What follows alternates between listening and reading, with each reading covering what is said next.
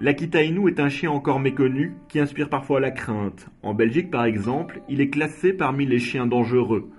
Sandrine a développé une véritable passion pour cette race, nous l'avons rencontrée.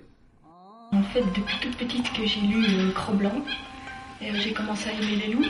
Et donc j'ai toujours cherché des chiens type primitifs ou qui ressemblent à des loups. Via internet, je suis tombée amoureuse d'un Akita qui était dans un élevage dans le sud de la France. Et malheureusement, les années passant, il n'a plus pu faire de petits.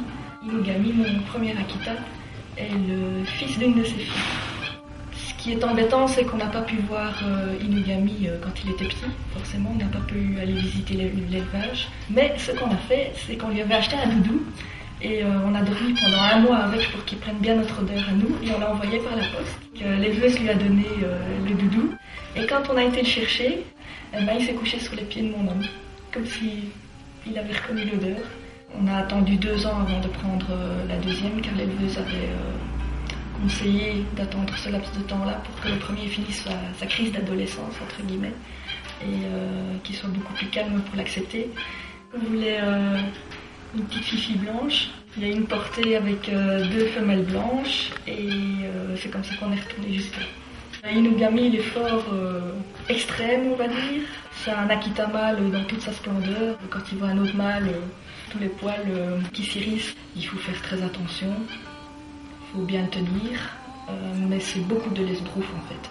Et ça impressionne beaucoup plus les propriétaires des autres chiens que les autres chiens eux-mêmes. Il va vraiment au contact avec un autre chien. Ça ne dure pas longtemps, les grognements et tout ça, c'est vraiment pour que l'autre montre sa soumission.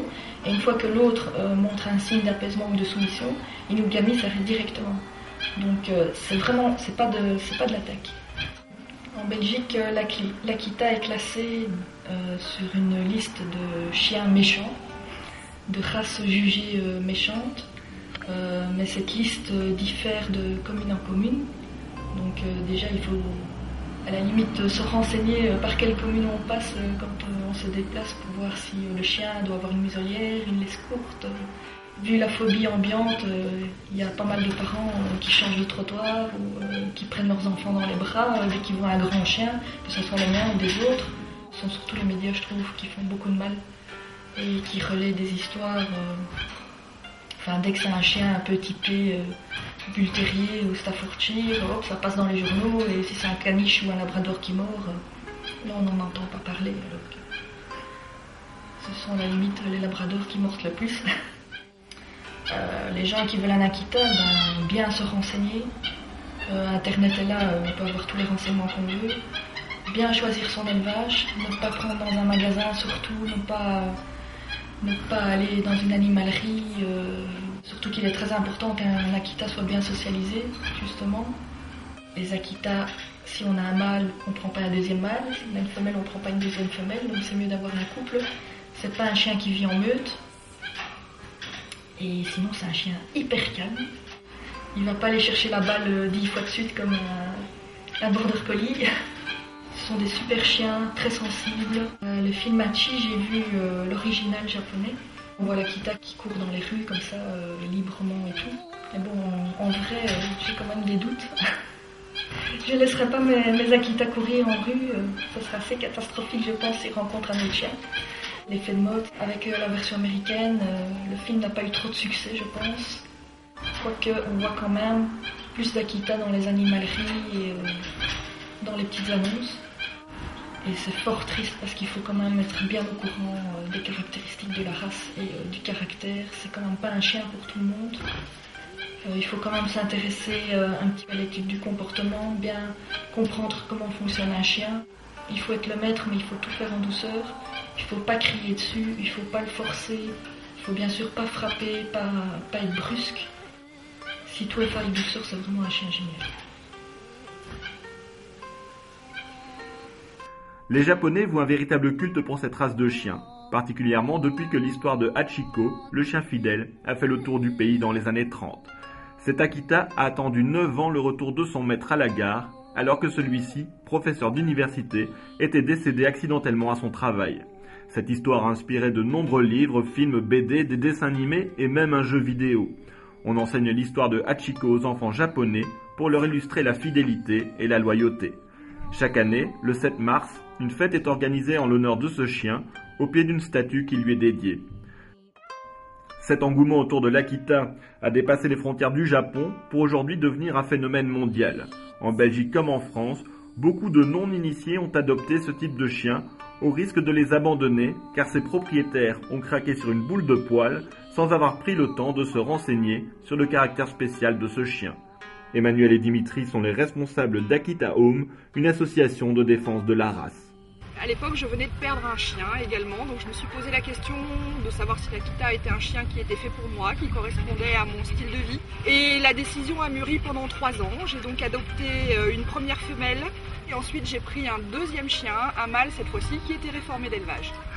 Pourquoi l'idée de me lancer dans l'aventure? C'est-à-dire qu'en discutant avec pas mal de propriétaires d'Akita, des éleveurs, beaucoup avaient eu l'idée de le faire. Je me suis décidée, on va dire presque sur un coup de tête, sans savoir que ça engendrait en capital énergie, en capital temps, etc. Parallèlement à mon travail, je militais dans la protection animale déjà depuis 10 ans. Je me suis rendu compte en fait qu'il y avait énormément de ces chiens qui étaient abandonnés, qu'il y avait beaucoup d'euthanasie. L'idée de m'affranchir un petit peu des associations dans lesquelles je travaillais était là également. J'avais le réseau, donc je me suis dit il n'y a pas d'association pour l'instant pour ces chiens. L'idée est née de là. On va dire qu'il y a 3 causes principales pour l'instant qui ressortent nettement des abandons. On a en premier lieu ce que j'appelle moi les chiens réformés d'élevage, c'est-à-dire ce sont des chiens en fin de carrière qui nous sont confiés donc par les éleveurs pour qu'on leur trouve des familles. La deuxième cause d'abandon, c'est ce que j'appelle moi l'erreur de casting. Des gens qui n'ont pas le caractère pour avoir ce type de chien, des gens qui ne savent pas gérer ce type de chien qui est quand même très particulier. Donc on a souvent des gens avec des chiens jeunes, entre 18 mois et 2 ans, souvent en désarroi parce que débordés par leur chien, ne sachant plus comment le gérer. La troisième raison de l'abandon, c'est ce que je considère moi comme un abandon entre guillemets social. On va parler des causes, déménagement, allergie, enfin voilà, de tous les prétextes qui rentrent dans cette catégorie d'abandon où l'arrivée d'un bébé. La politique de l'association néanmoins est de ne pas juger, c'est-à-dire que nous évitons les jugements à l'emporte-pièce sur les gens qui abandonnent leurs chiens.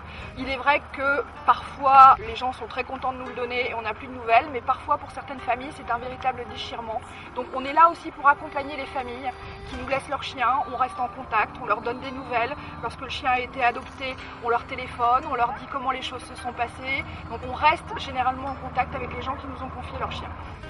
Alors le mode de fonctionnement de l'association est un petit peu différent des associations de protection animale classiques puisque les chiens sont accueillis dans des familles d'accueil.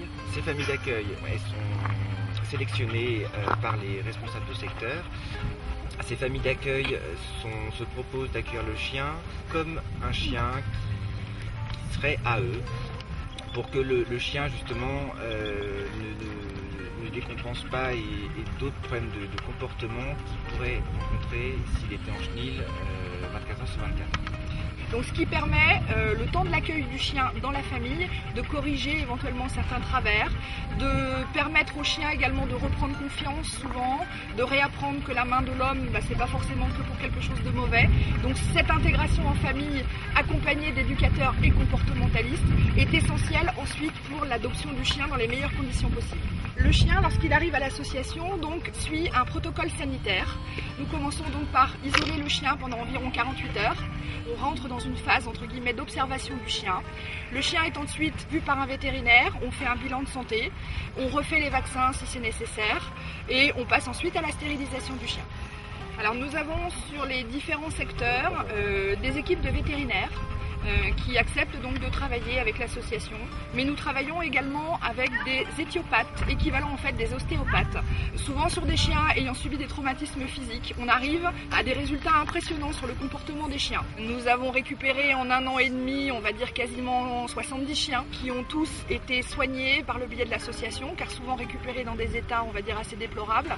Ils ont été pour certains rééduqués, stérilisés, revaccinés et ensuite adoptés.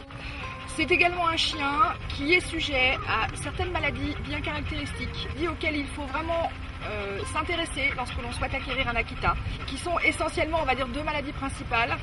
On va parler de l'adénite sébacée, qui est une maladie qui touche la peau de l'animal, c'est-à-dire qu'on a un chien qui perd ses poils, qui sont extrêmement mauvais. Il n'existe pas de traitement pour l'adénite sébacée, en dehors en fait d'un traitement à base de bain d'huile, qui est extrêmement contraignant pour le propriétaire, puisqu'il s'agit simplement de tremper son chien dans l'huile de manière régulière pour lui apporter le sébum que la maladie en fait lui a ôté. La deuxième maladie s'appelle le VKH. C'est une maladie qui touche des chiens relativement jeunes en général. Cette maladie en fait est mortelle. En conclusion, pour élever un Akita, il est important de connaître ses bons et ses mauvais côtés. Avant d'en adopter, il est vivement conseillé d'en parler à des professionnels qui vous expliqueront le mode de vie particulier de ce type de chien. Un conseil, allez à la rencontre des éleveurs, les passionnés se feront un plaisir de vous renseigner.